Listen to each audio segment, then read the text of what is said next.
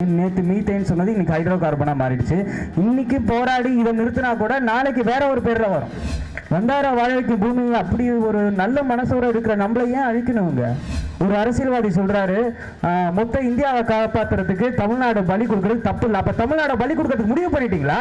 நம்மளை அழிக்கணும்ன்றதான் அவனோட முக்கியமான திட்டம். எல்லாரையும் வாழ வைக்கணும், எல்லாருக்கும் மரபு சொல்லி தரணும், எல்லாருக்கும் வாழ்வியல் சொல்லி தரணும்னா நம்ம முற்பட்டோம்.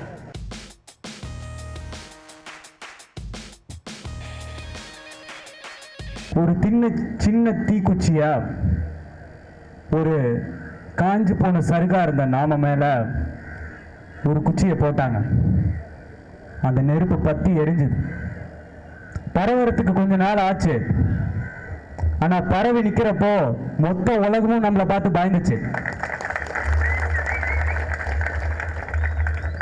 இன்னைக்கு நாம ஒவ்வொரு இளைஞர்களும் ஒவ்வொரு மாணவர்களும் இன்னைக்கு இவ்வளோ விஞ்ஞானம், இவ்வளோ அறிவியல், நம்மளை சுற்றி என்ன நடக்குது யூடியூப்ல, ஃபேஸ்புக்கில் எல்லாத்துலேயும் போடுறாங்கன்னா அதுக்கு முதல் விழிப்புணர்ச்சி தோணுனாங்க.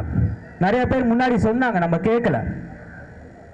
நிறைய முதியோர்கள் சொன்னாங்க, நிறைய முன்னோர்கள் சொன்னாங்க, நம்ம கேட்கல. வேண்டாம் வேண்டான்னு சொன்னாங்க. நாம படித்த திமிர்ல இல்லை உங்களுக்கு என்ன தெரியும் அப்படின்னு சொல்லிட்டு நாம மாறி போயிட்டே இருந்தோம். அண்ணன் சீமான் அவர்கள் நம்முடைய முன்னோர்கள் பேச்சை கேட்டாங்க. அவர்களோட அறிவுரையில நம்மளை மாற்றத்துக்கு முயற்சி பண்ணாங்க. அவங்கள இந்த விஷயம் ஆரம்பிச்சப்போ, உண்மையை சொல்ல ஆரம்பிச்சப்போ எல்லாரும் சொன்னாங்க, இது என்னது முட்டாள்தனமா இருக்கு, நல்லா தானே வாழ்க்கை போயிட்டு இருக்கு, நான் பாட்டு நிம்மதியா வாழ்றேன், நான் வேலைக்கு போறேன், சம்பாதிக்கிறேன், சோறு தின்றேன், போயிட்டு வரேன், என் வாழ்க்கை நல்லா தானே இருக்கு, இது என்னது இது அப்படின்னு சொல்லி எல்லாரும் இத ஒரு கேலியா பார்த்தாங்க. ஆனா உண்மையை உணர உணர ஒவ்வொரு மனுஷனுக்கும் தன்னை சுத்தி என்ன நடக்குதுன்னு தெரியல. வாழ்க்கையில ஒரு நொடிக்கு மேல பணத்தை தேடி ஓடனவனுக்கு அவனுக்கு ஒரு மனசுல ஒரு உறுத்தல் வருது. நான் என்ன பண்றதுன்னு தெரியாம பல பேர் செத்து போயிட்டாங்க. ஆனா அந்த நிலைமை நமக்கு இன்னைக்கு இல்லை. நமக்கு முன்னோடியா நமக்கு எடுத்து சொல்றதுக்கு நம்ம முன்னே ஒருத்தர் இருக்கிறார். Hydro carbon. இப்போ இந்த திட்டத்தை பற்றி எல்லாரும் சொன்னாங்க. ஹைட்ரோ கார்பன்ற திட்டம் இந்த மாதிரி நம்மளை பாதிக்குது, நம்மளை அழிக்குது, நம்மளை அது மாசுபடுத்துது. உண்மைதான். இந்த திட்டம் மட்டும் கிடையாது, ஹைட்ரோ கார்பன் மட்டும் திட்டம் கிடையாது. நிறைய திட்டங்கள் இந்த மாதிரி மாறி மாறி வந்துக்கிட்டே இருக்கு. நேற்று மீத்தேன் சொன்னது இன்னைக்கு ஹைட்ரோ கார்பனாக மாறிடுச்சு. இன்னைக்கு போராடி இதை நிறுத்தினா கூட நாளைக்கு வேற ஒரு பேர்ல வரும். அவனோட திட்டம் நாமக்கு மீத்தேன் எடுக்கிறதோ இல்ல கெயில் பைப் போடுறதோ இல்ல அணு ஆராய்ச்சி பண்றது கிடையாது. நம்மளை அழிக்கணும்ன்றதான் அவனோட முக்கியமான திட்டம். தமிழர்களை அகதிகளாக்கணும்ன்றதான் அவங்களோட திட்டம். இந்த திட்டம் இப்பத்துல இருந்து இல்ல, கொஞ்சம் கொஞ்சமா எங்கெங்கெல்லாம் தமிழர்கள் மிச்சமா செதறி நாடோடிகளா இருந்தாங்களோ அங்க இருந்து அழிக்க ஆரம்பிச்சுட்டாங்க. கொஞ்சம் கொஞ்சமா அழிச்சுக்கிட்டே வந்தாங்க ஒவ்வொரு இடமா.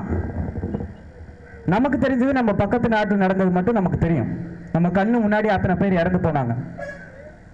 நம்ம கண்ணு முன்னாடி நம்ம தலைவர் இறந்து போனாரு.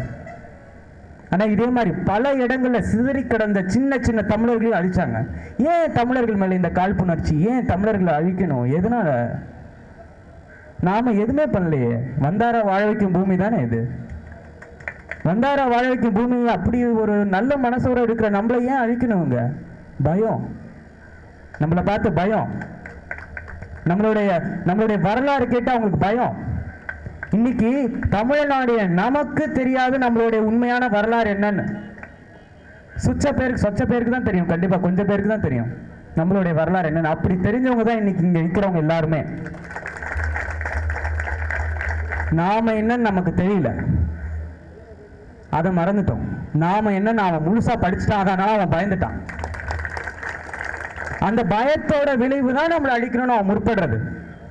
நாம ஒன்றும் மொத்த உலகத்தையும் ஆழணும் அப்படிங்கிற எண்ணம் தான் நமக்கு கிடையாது. நாம நம்மளுடைய ராஜராஜ சோழன் இங்க இருந்து இந்தோனேஷியா மர்மா வரைக்கும் போய் ஆண்டாலுமே, ஆனா அங்க இருக்கிற மக்களுக்கு கொடி, அங்க அந்த நாட்டில் கொடி தான் நாட்டானே தவிர அந்த நாட்டில் குடி நாட்டில் அவன் அந்த மக்களை கஷ்டப்படுத்தல. இலங்கையில போர் செஞ்சு அவன் ஆட்சி அமைச்சப்ப கூட இங்க தஞ்சை மண்ணில இருந்து அவங்க சாப்பாடு போயிட்டு இருந்தது. தஞ்சை மண்ணில இருந்து கப்பல்ல தானியங்கள் போயிட்டு இருந்தது. அங்க இருக்க மக்களை அவன் கஷ்டப்படுத்தல. அதுதான் நம்மளுடைய ஆட்சி முறை. எல்லாரையும் வாழ வைக்கணும், எல்லாருக்கும் மரபு சொல்லி தரணும், எல்லாருக்கும் வாழ்வியல் சொல்லி தரணும்னா நம்ம முற்பட்டோம். ஆனா எங்க இவங்க வந்துட்டா நம்மளோட இடத்த பிடிச்சிருவாங்களோன்ற ஒரு பயத்துல, ஒரு அறியாமையான ஒரு பயத்துல பிடிச்சி நசுக்கி நசுக்கி கொன்னு கொன்னு குவிச்சு எத்தனை பேர், எத்தனை ரத்தம். அது நடக்கும் போது இங்க எவ்வளவு பேர் கெஞ்சினாங்க, கதர்னாங்க. அதே நிலைமை இன்னைக்கு நம்ம நாடு மாறிக்கிட்டு இருக்கு, இந்த தமிழ்நாடு மாறிக்கிட்டு இருக்கு. ஒரு அரசியல்வாதி சொல்றாரு, மொத்த இந்தியாவை காப்பாத்துறதுக்கு தமிழ்நாடு பலி கொடுக்கறது தப்பு இல்லை. அப்ப தமிழ்நாடு பலி கொடுக்கறதுக்கு முடிவு பண்ணிட்டீங்களா? அப்ப நாங்களாம் என்ன ஈர மக்களா?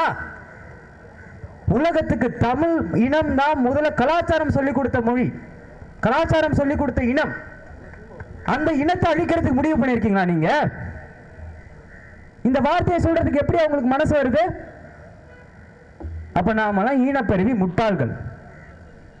நாம யாரையுமே குறை சொல்லி இதுக்கு வந்து வேலைக்கே ஆகாது. நம்ம வந்து இவன் தான் காரணம், அவர் தான் காரணம், இவர் தான் பண்ணாங்க, இவங்க 30 வருஷத்துக்கு அது பண்ணாங்க, அதெல்லாம் சொல்லி காரணமே இல்லை. ஒண்ணுமே பண்ண முடியாது. அவங்க பண்றதை பண்ணிக்கிட்டா இருப்பாங்க. உலகத்துல ஏமாத்துறவன், ஏமாறுறவன் தான் மிகப்பெரிய குற்றவாளி. நாம தான் இங்க குற்றவாளி. நம்மளுடைய அறியாமை தான் இங்க குற்றவாளி. நம்மளுடைய அறியாமை இங்க இருக்கு, நமக்கு தெரியல. 1000 பேர் 2000 பேர் 1,00,000 பேர் கூடி நின்னாதான் ஒரு மாநாடு, ஒரு மீட்டிங்லாம் ஒன்றும் கிடையாது. 1000 பேர் 2000 பேர் கூடுறான்னா அவன் கோட்டை இருக்கும், பிரியாணிக்கு தான் வந்து கூடி நிற்பான். அவன் சொல்ற கருத்தெல்லாம் மண்டையில் ஏற்றுக்க மாட்டான், கை தட்டிட்டு போயிட்டே இருப்பான். ஆனா இங்க இருக்கிற ஒவ்வொருத்தனும் 100 பேர் இருந்தா கூட ஒவ்வொருத்தருமே உணர்வோடையும் அந்த மனசுல நெருப்போடையும் வெறியோடையும் இருக்கான். அந்த வெறி 100 பேர் 1000 பேரா மாத்தோம், 1000 பேர் 1,00,000 பேரா மாத்தோம். அந்த 1,00,000 பேர் இந்த உலகத்தையே மாத்துவாங்க. எதை நினைச்சு அவன் பயந்துகிட்டு இருந்து நம்மளை அழிக்க முற்பட்டானோ அது நடக்குது. அதை அவனே தான் நடக்க வைக்கிறான். அது அவனோட முட்டாள்தனம்.